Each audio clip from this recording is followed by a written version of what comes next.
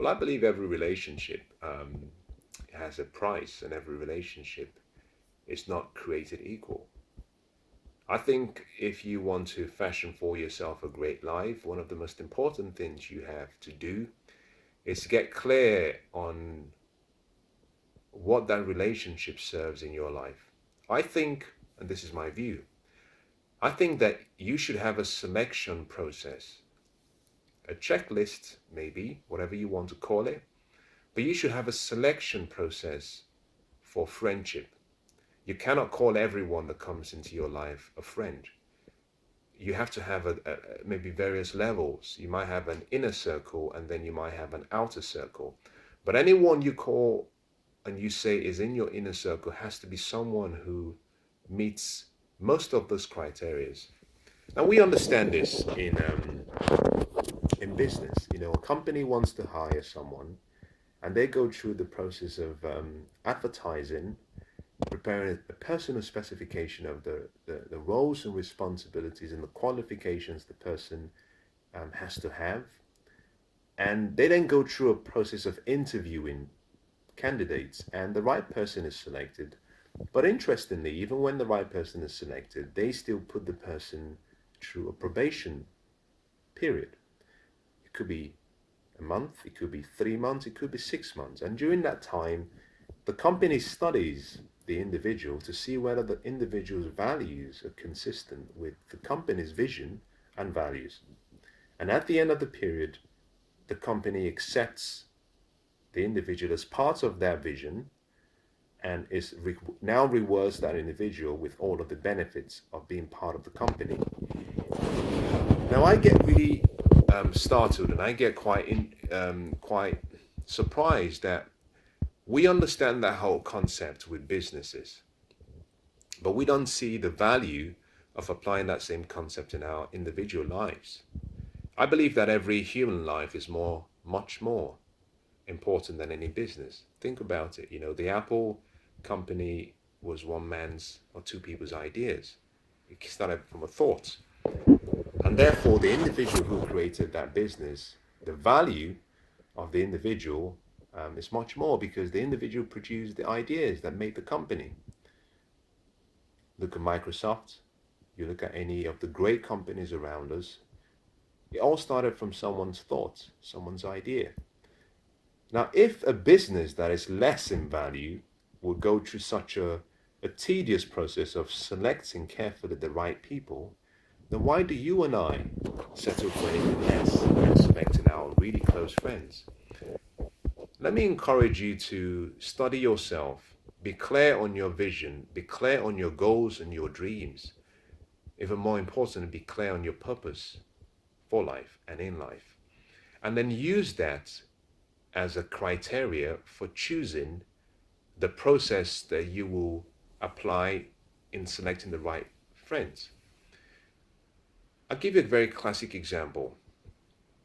It's okay to have people that you spend quality time with and you socialize with, but they cannot all be considered to be your friends because your friendship has a price. Every friendship has a price.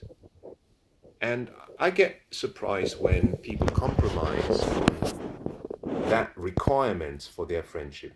Your friendship should come at a price. You have to make people qualify to be called your friends. Now, it's not that you make people go through a difficult process to become your friends, but you cannot be so casual about friendship. You can be friendly with people, but you do not have to be friends with everyone. Think about this. Your life is like a garden. In that garden, you're the gardener. Your responsibility is to protect and nurture that garden. Now, have you ever thought about this? That seeds have to be planted to produce flowers, to produce harvest, maybe a tree or crop, or weeds are never planted. Weeds grow on their own. That's very strange. So, as a gardener, your responsibility is not just to nurture the seeds and the flowers. Your responsibility is to be carefully aware of the weeds that are growing and remove them as soon as you see them. So your responsibility is to not just define the criteria for becoming your friend, but become almost militant about removing people who do not qualify as being in your life. The reason for this is because the influence of people can be very subtle, but very powerful. Your life 10 years from now will be a reflection of two things: the books you read and the people you allow to influence you, the people you spend the most time with. So relationships are important. 80% of the happiness you have in your life will come from your relationships. And so it's important you're really careful about choosing the right ones and keeping the wrong ones away from you. Now, this might sound really cruel, this might sound really mean, but let me ask you a question. What is the value of your future? What do you consider the value of your life to be? Because if you think your future means nothing and is worth nothing, then obviously, then you don't have to worry about who comes into your life. But on the other hand, if you have dreams and goals and you have things you want to achieve for the generations to come, your family, then you have to protect your life. And that starts with selecting carefully those who come into your life.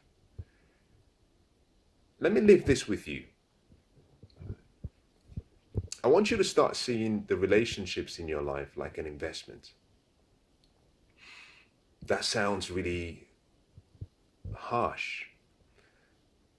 But think about this, that every investment has an expectation. Your relationships will require the investment of your energy, your time, your efforts, your presence, your intellect, everything you have. And so when you spend time with people, it's not just the passing of the clock. If you spend 1 hour with me, you've spent 1 hour of your life with me. And therefore, there should be an expectation of the return on the investment. Most relationships do not provide a return. Most relationships are like, what word do I use? Most relationships are like parasites, where they keep sucking and draining you, and they give nothing back in return. On the other hand, there are some relationships that are empowering, where they keep giving and loving, that they keep nurturing you, inspiring you, educating you, guiding you, even rebuking you when necessary. And so you have to be careful about the ones you allow and those you allow into your life, and those who you keep away. Because like every bank account, you can make so many withdrawals before the bank says, you've got no money left, you're overdrawn, I'm sorry, we cannot give you any more funds. So you want relationships that make deposits in you. You also want relationships that take withdrawals from you, because you have to give. You have to give love, you have to give your time. And it's not about making it so arithmetic, so you're checking how much is being taken from you. No, because love has to love. But you have to be smart enough to qualify whether the seed you're sowing in other people is in good ground. If you took a seed of corn and you were to put the seed of corn on the road, it would never grow. The reason is because the seed needs good ground. So always evaluate the relationships you have and ask yourself, is this good ground? Because if I'm sowing all this seed, then the last thing I want to be like is like the sower who scattered some of his seeds, and some fell on the rocky ground. And because it fell on the rocky ground, it produced no harvest. So in selecting your relationships, go past and go beyond the emotive point of using your heart to think, and start using your mind and your brain to think creatively. Always ask yourself in every relationship, how is this serving me, and how am I serving them? I believe that anyone you call your true friend, and I understand this, I'm not categorizing friendship now, because I'll let you decide that for yourself. But anyone you call your true friend should be someone that you believe in, someone who believes in you, someone who supports you, someone who inspires you, someone who educates you, someone who rebukes you, but someone who even understands what your dreams and goals are, what your purpose. Maybe not everything about your purpose, not everything about your dreams, but someone who wants to be part of that future you're trying to create and wants to know so that they can see how they can help you, so they can support you in making that dream a reality. And I believe any relationship where the person doesn't understand your dreams, doesn't understand your goals, doesn't understand your purpose for life, has no interest in making your dreams become a reality, I think those should be the relationship that you put outside into what we call the outer circle, so that you create the vacuum for the right people to come into your life and fill up the inner circle. You need a long bench of supporting fans and cheering sponsors and cheering investors. Those are the people you need in your inner circle, in your inner corner. People who love you, people who know about you. Remember that it swings both ways. So in the same way you're finding the right people, you have to be the right person for another relationship. Now I hope that's been useful. And let me leave this with you. This is your life. So you choose how you choose to live. Decide how you want to live.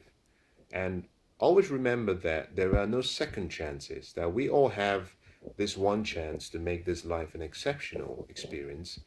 And our success will depend on the relationship we have.